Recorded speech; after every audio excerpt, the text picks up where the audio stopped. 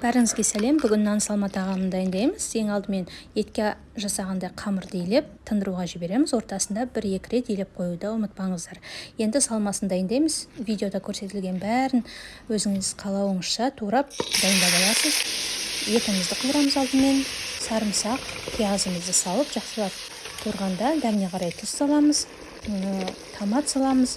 Менде бұл жерде қызанақ салдым. Үстіне бәрін салғаннан кейін ақырын баяу отқа қойып, аз ғана су құйып қоямыз. Қамырымызды жая бастаймыз. Ең соңында осы қазақшасын білмейді екен, бірақ кабачки дейді, соны турап және картопты турап салып, тұзын көреміз. Үстіне су құямыз. Қамырымызды жайып осындай кесіп аламыз. Жалпақ қамыр қылып салсаңыздар да болады. Маған осы ыңғайлы. Шанышқымен жегенге салмасын осылай сорпасынан сүзіп алып, сол сорпаға су құямыз. Қамырымызды пісіріп аламыз.